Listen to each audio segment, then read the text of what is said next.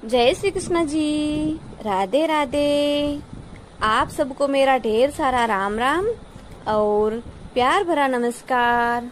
आज मैं आपको जेठ मास महात्म्य कथा सुना रही हूँ।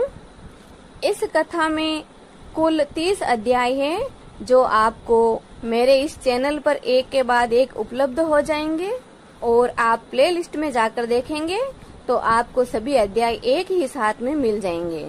वैसे तो वैशाख के महीने को बहुत ही पवित्र महीना माना गया है।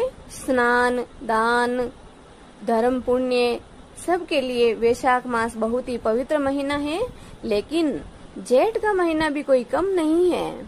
शास्त्रों में वैशाख मास के समकक्ष ही जेठ मास को बताया गया है। जेठ का महीना गर्मियों का सरताज है। इस महीने में अच्छे लोग धूप से बचाव के लिए अपना सिर ढक लेते हैं, यहाँ तक कि उन्हें घूंघट भी निकालना पड़ता है। इसीलिए तो इस महीने को जेठ महीना कहते हैं, क्योंकि घर में जेठ जी बड़े होते हैं तो बहू रानियां उनसे घूंघट निकालती है। जेठ जी के बराबर इस महीने को उपमा या उपाधि दी गई है। यह महीना जलदान, पदवेश दान यानी जूता चप्पल का दान, छाता दान यानी चिलचिलाती धूप में हमें छाया की जरूरत होती है और वो छाया हमें छतरी, छत्र या छाता से प्राप्त होती है। इस तरह के दान के लिए सर्वोत्तम महीना है। सूर्य की किरणों की तपन की ज्येष्ठता के कारण हिंदू पंचांग में वर्ष के तीसरे महीने को ज्येष्ठ कहा जाता है। सर्वाधिक बड़े दिन वाला यह महीना गर्मी के हिसाब से सबसे ज्यादा कष्टकारी होता है। इस महीने में नौतपा भी लगता है, यानी कि लगातार 9 दिन तक भीषण गर्मी पड़ना। नौतपा यानी सर्वाधिक तपने वाले 9 दिन। ज्योतिषीय गणना के अनुसार मई के महीने के अंतिम दिनों से लेकर जून के महीने के शुरुआती दिनों तक नौतपा की अवधि रहती है। इस गणना के अनुसार माना जाता है कि जेठ महीने में सूर्य जब रोहिणी नक्षत्र में प्रवेश करता है तब गर्मी प्रचंड पड़ती है। इन दिनों में अधिकतम तापमान 45 डिग्री से 48 डिग्री तक पहुंच जाता है। आधुनिक मौसम वैज्ञानिक इसे हीट वेव या लू वाले दिन भी कहते हैं। भीषण गर्मी वाले इस ज्येष्ठ महीने को आम बोलचाल की भाषा में जेठ कहा जाता है। इस जेठ महीने की दोहा चौपाई के रूप में बड़ी अच्छी प्रशंसा की गई है, जो हम सुनकर बड़े प्रसन्न चित्त से इन नौतपा के दिनों को गुजार लेते हैं और बारिश का इंतजार करते रहते हैं। तो दोहा रूप में सुने। जेठ मास जो तपे निराशा, तब जानो बरसा की आशा। जेठ मास जो तपे निराशा, तब जानो बरसा की आशा। तपे नव तपा 9 दिन जोय, तो पुन बरखा पूर्ण होय। तपे नव तपा 9 दिन जोय, तो पुन बरखा पूर्ण होय। अर्थात यदि जेठ के महीने में 9 तपा खूब तपा तो उस साल बारिश जमकर होगी। वहीं यदि 9 तपा के दौरान बीच में ही बारिश हो गई तो इसे 9 तपा का गलना कहा जाता है। ऐसा होने पर मानसून के दौरान अच्छी वर्षा की संभावना नहीं होती है। दूसरे दोहे में नक्षत्रों की कितनी प्यारी प्रशंसा की गई है, जो सुनिए आप। सर्व तपे जो रोहिणी, सर्व तपे जो मूर, परिवार तपे जो जेठ की, उपजे सातों तूर। जेठ के महीने के बारे में हमने बहुत सारी बातें कर ली है। अब हम ज्येष्ठ मास महात्म्य कथा का अध्याय शुरू करते हैं। तो आप बड़े प्रेम, श्रद्धा और आदर भाव से ज्येष्ठ मास महात्म्य कथा के 5वें अध्याय का श्रवण करें। ऋषि कहने लगे कि हे स्कंद जी, स्त्रियां सौभाग्य के लिए ज्येष्ठ मास में कौन सा व्रत करें और क्या दान करें, सो आप कृपा करके कहिए। स्कंद जी बोले कि किसी समय कैलाश पर्वत पर भगवान शिव जी सुख से बैठे हुए थे।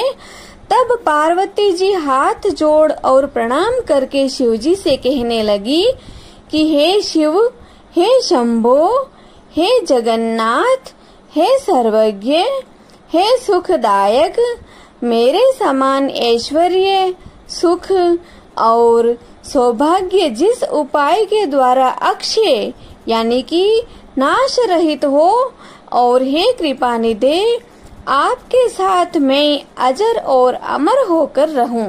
एक समय जप और तप से गर्वित होकर सावित्री ने अपने स्वामी का गृह त्यागा और समस्त लोगों को श्राप दिया। उस समय आपने सावित्री को मना नहीं किया तथा वह ब्रह्मा जी से कहने लगी कि हे निर्लज्ज, बकरी के गले में बिना दूध के निरर्थक स्तनों के समान तू प्राणों का त्याग कर। इस प्रकार सावित्री के अशोभनीय वचनों को सुनकर ब्रह्मा जी का कोप के मारे मुख लाल हो गया और कहने लगे कि हे मृडे, तू पृथ्वी पर वृक्ष योनि में होकर वास कर। जब देवताओं ने प्रार्थना की तो सावित्री ने उसका श्राप से उद्धार कर दिया। पार्वती जी कहने लगी कि हे कृपा सिंधु, यदि आप मेरे पर अनुग्रह करें तो उस उपाय को कहिए, क्योंकि स्वर्ग लोक में महेंद्र तथा प्रजापति का भी नाश कहा है। इतने वार्ता सुनकर श्री शिवजी बोले कि हे वरानने, इस संसार में जितने भी दृश्यमान पदार्थ हैं, उन सब का नाश होना निश्चित है। फिर भी तुम्हारी भक्ति के वशीभूत होकर मैं उपाय कहूँगा।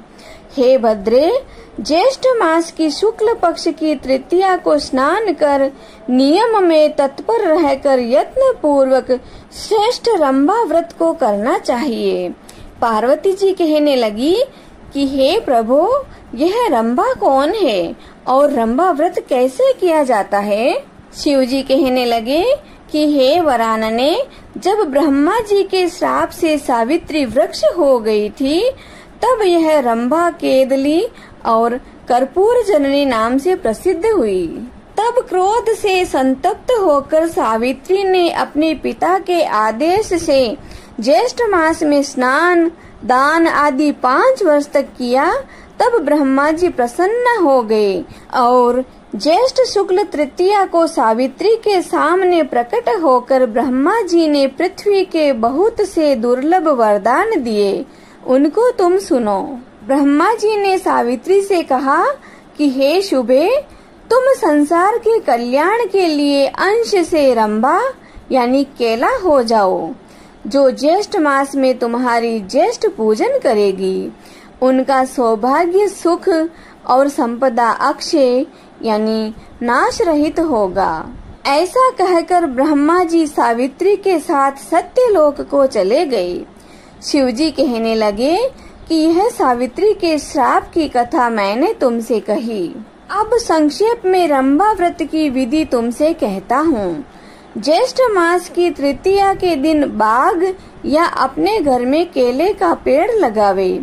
पंचामृत, गंध, पुष्पमाला और कर्पूर, पवित्र शीतल खुशबू से वासित जल आदि से प्रतिदिन वृक्ष का सिंचन करे। सुंदर वन को बनाकर उसके मध्य में कलश स्थापित करें। षोडशोपचार विधि से पूजन कर अनेक प्रकार के नैवेद्य अर्पण करें। अपनी शक्ति के अनुसार ब्राह्मणों को भोजन करावे तथा स्वयं हविष्यान भोजन कर गीत, वाद्य, पुराण, कथा आदि श्रवण और कीर्तन द्वारा देवता के सामने जागरण करें। इसी प्रकार केदली वन में बैठकर नित्य प्रति पूजन करें। समस्त कामनाओं वाले मनुष्य इस प्रकार मास व्रत को करें। जब 1 मास पूर्ण हो जाए तो आचार्य को बहुत सा दान देकर दूध वाली गौ का दान देवे। यथाशक्ति हवन कराकर ब्राह्मणों को भूयसी दक्षिणा देवे और अपनी शक्ति के अनुसार शर्करा युक्त खीर से ब्राह्मणों को भोजन करावे। इसके पश्चात विसर्जन कर पारणा करें तथा प्राणियों को बहुत सा अन्न दान देवे। शिवजी पार्वती जी से कहते हैं कि हे भद्रे, तुमने पहले मुझको प्रसन्न किया था, इसी से यह सब रहस्य मैंने तुमको बतलाया है। इस व्रत को यत्न पूर्वक करो, तुमको शाश्वत फल मिलेगा।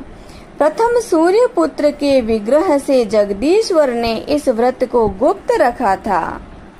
उस पवित्र व्रत को जगत के गुरु श्री शंकर भगवान ने दिनों पर कृपा कर श्री पार्वती जी से कहा। इति श्री ज्येष्ठ मास महात्म्ये रंभा व्रत वर्णन पंचम अध्याय संपूर्णम। बोलो श्री विष्णु भगवान की जय, लक्ष्मी मैया की जय, ज्येष्ठ मास महात्म्य कथा की जय। अब ज्येष्ठ मास महात्म्य कथा के 6वें अध्याय का श्रवण करते हैं। पार्वती जी कहने लगी कि हे प्रभु, इस व्रत का पूर्ण फल क्या है? और किसी ने पहले त्रेता युग के पूर्ण होने पर किसी जगह दुर्जटी नाम का एक ब्राह्मण था। वह ब्राह्मणों के कुल में पूजित, धनी और अनेक बंधुओं से युक्त था, परंतु संतानहीन होने से बहुत दुखी होकर महान नियम में स्थित होकर अनेक व्रत तथा दानों को करता था। इस प्रकार व्रत आदि करते हुए बहुत समय के पश्चात उसको एक मनोहर कन्या उत्पन्न हुई।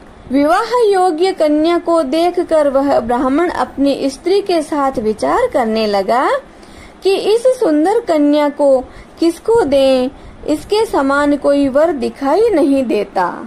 ऐसा विचार कर वर देखने के लिए वह एक ग्राम से दूसरे ग्राम तथा बहुत से नगरों में जाने के पश्चात राजाओं के मंडल में गया। अनेक क्षेत्रों में जाकर जब उस ब्राह्मण श्रेष्ठ को कन्या के योग्य कोई भी वर न मिला, तब शुद्धात्मा ऋषियों के तपोवन में प्रवेश किया। फिर वह कौशिक ऋषि के आश्रम में एक श्रेष्ठ ब्राह्मण को देखता है। उसका नाम शिव शर्मा था तथा उसके माता पिता नहीं थे। उसका दूसरा प्रसिद्ध नाम रूप राशि था। समस्त भूमंडल में उसके जैसा रूपवान और कोई भी नहीं था। इसी कारण से ऋषियों ने उसका नाम रूप राशि रख दिया था। दुर्जटी ने उन ऋषियों के पास जाकर अपना आशय प्रकट किया। ऋषियों द्वारा विवाह प्रस्ताव का अनुमोदन करने पर वह शिव शर्मा को साथ लेकर हर्ष से प्रफुल्लित होकर नगर को आया तथा समस्त बंधुजनों को एकत्रित करके कन्या का विवाह शिव शर्मा के साथ कर दिया। पास ही रहने के लिए उसको घर दे दिया, गोधन और अनेक प्रकार के भेंट दे दिए तथा दूसरे ब्राह्मणों को भी बहुत सी दक्षिणा दी। शिव शर्मा सहित सुशीला और गुणवती के साथ प्रपंच जनित अपूर्व सुख का आनंद करने लगा। इसके बहुत समय पश्चात काल से प्रेरित वह शिव शर्मा ब्राह्मण समिधा के निमित्त वन को गया और उस वन के एक वृक्ष की छाया में जाकर बैठ गया। उसी समय शिव शर्मा को एक अजगर आकर निगल गया और किसी ने भी इस कार्य को नहीं देखा था तथा सूर्य देव भी अस्त हो गए थे। सूर्यास्त होने के पश्चात सास ससुर और स्त्री ने सेवकों को साथ लेकर मशाल जलाकर वन के समस्त स्थानों को देखा और सारी रात्रि खोज होती रही तथा सूर्योदय होने पर भी जब शिव शर्मा नहीं मिला तो वे निराश और दुखी होकर अपने घर चले आए। पतिव्रता गुणवती अपने पिता के घर में शोकाकुल होकर रहने लगी और नित्य देवता के पूजन में रत रहती थी। किसी दिन देव योग से वहां पर नारद जी आ गए। गुणवती ने विधिवत नारद जी का पूजन किया और बारंबार उनको प्रणाम करने लगी। इससे प्रसन्न आत्मा नारद जी ने गुणवती को व्रत का उपदेश दिया। नारद जी कहने लगे कि हे भद्रे, तुम ज्येष्ठ मास में पवित्र रंभा व्रत को करो और विधान भक्ति स्वरूप देवों का पूजन करो तथा हे अनद्य, अनन्य मन से जीवन पर्यंत इस व्रत को करो। हे ब्राह्मण, नारद जी बोले कि तुम इस व्रत के प्रभाव से विष्णु भगवान को पति रूप में पाकर स्थायी पद को प्राप्त होवोगी। इस प्रकार नारद जी के उपदेश से वनवासिनी गुणवती ने केदली वन लगाया और नारद जी के कथनानुसार समस्त कर्म को किया तथा इस प्रकार बहुत सा समय बीत जाने पर वह वृद्धा अवस्था को प्राप्त हो गई थी तथा उसी वन में मृत्यु होने पर विमान में बैठकर स्वर्ग को गई। जन्मांतर में उस व्रत की पुण्य राशि से भगवान विष्णु की वल्लभा तुलसी हुई। विष्णु भगवान को तुलसी से अधिक और कोई वस्तु प्रिय नहीं। हे ब्राह्मणों, इसी व्रत को श्री शिव जी की आज्ञा से पार्वती जी ने किया और इसी व्रत के प्रभाव से पार्वती जी श्री शिव जी को अति प्रिय हुई। श्री स्कंद जी से इस ज्येष्ठ मास के श्रेष्ठ महात्म्य को सुनकर प्रसन्न होकर ब्रह्म ऋषियों ने पुष्पों की माला तथा भूषणों से श्री स्कंद जी का पूजन किया।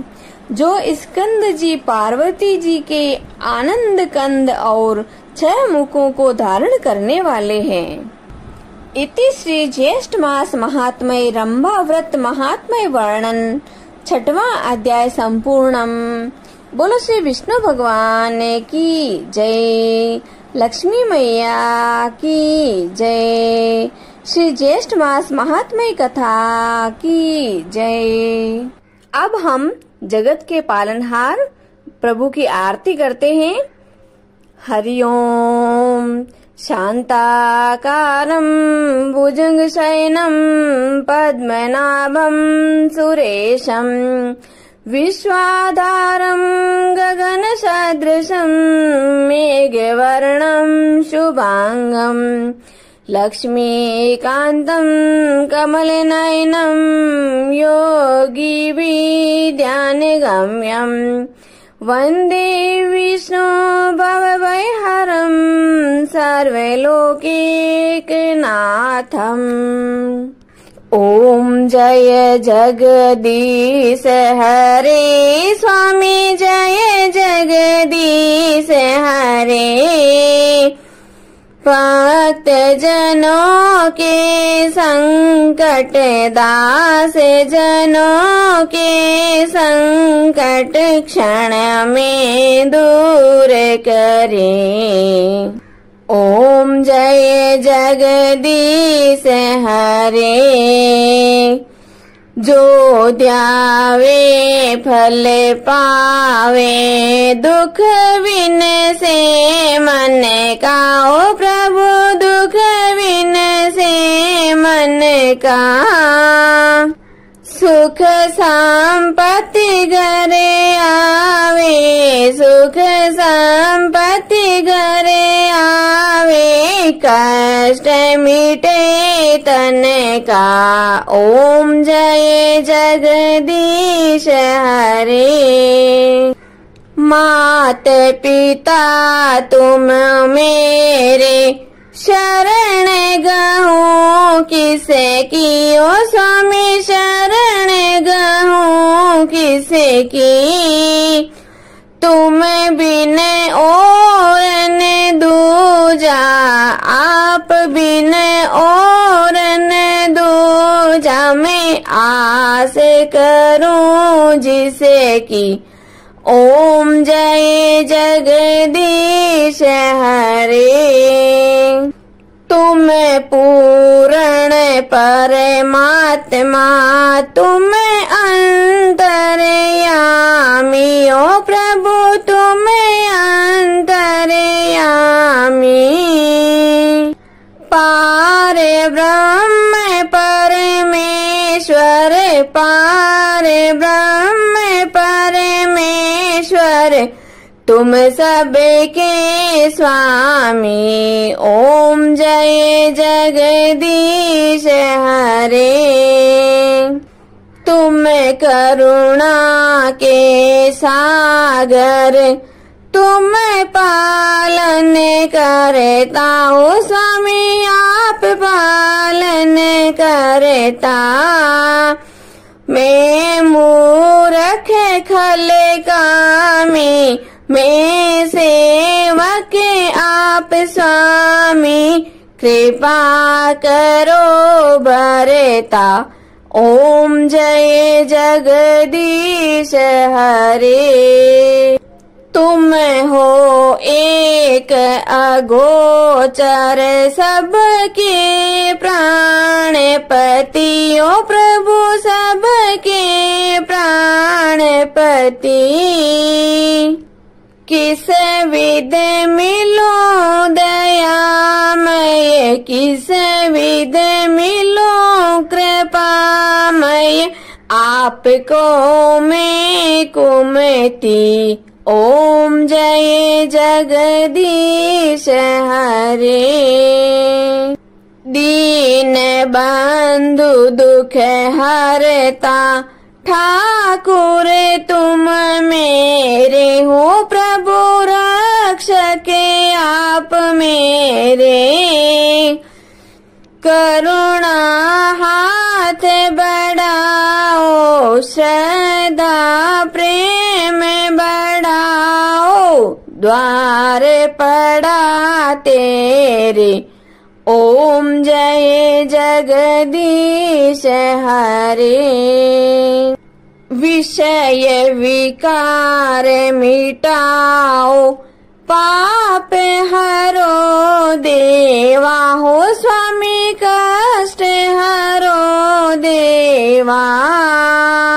श्रद्धा भक्ति बढ़ाओ, करुणा प्रेम बढ़ाओ, संतन की सेवा। ओम जय जगदीश हरे। तन मन धन सब कुछ है तेरा हो, स्वामी सब कुछ है तेरा।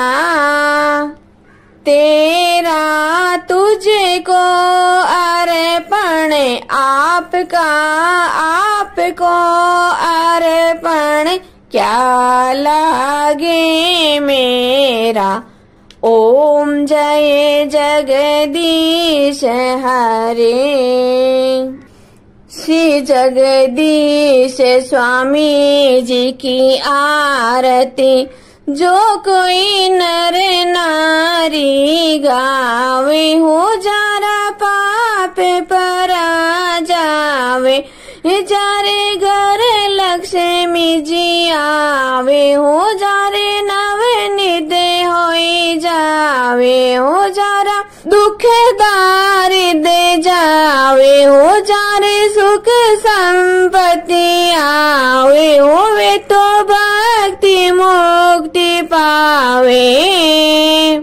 कहत शिवानंद स्वामी, रटते भोलानंद स्वामी, मनवांचित फल पावे। ओम जय जगदीश हरे। ओम जय जगदीश हरे। ओ स्वामी जय जगदीश हरे, ओ प्रभु जय जगदीश हरे।